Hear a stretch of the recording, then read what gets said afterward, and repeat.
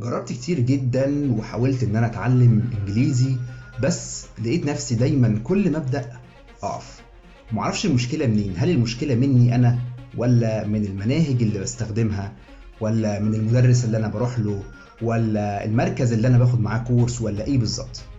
اهلا بكم في اول فيديو من سلسله ازاي اتعلم انجليزي من الصفر. وفي السلسله دي هنتكلم مع بعض عن الخطوات اللي انا محتاجها علشان اقدر ابدا اتعلم لغه انجليزيه واطور مستواي في الانجليزي خطوه بخطوه.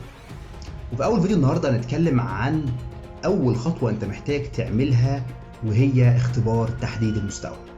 حقيقي في انواع مختلفه من اختبارات تحديد المستوى، سواء كانت اختبارات بتقدم شهادات معتمده زي اختبار انجلش سكور من بريتش كونسل، او اختبارات بتقيس بشكل سريع، يعني مدتها بتكون من ربع ساعه ل 90 دقيقه، حسب طبعا جودة الاختبار وحسب دقة الاختبار بتقيس قد ايه. ولكن انا برشح طبعا انجلش سكور بشدة، لانه بيقيس اغلب المهارات المختلفة زي الفوكابولاري، الجرامر، الريدنج، الليسننج وما الى ذلك، وبيقدر يديلك تحليل كامل وكافي لمستوى حضرتك اللي تقدر تبدأ منه. استنونا في الفيديو التاني واللي هنتكلم فيه عن الخطوة التانية اللي انا محتاج اعرفها علشان اقدر اكمل رحلتي من تعلم اللغة الانجليزية. سلام.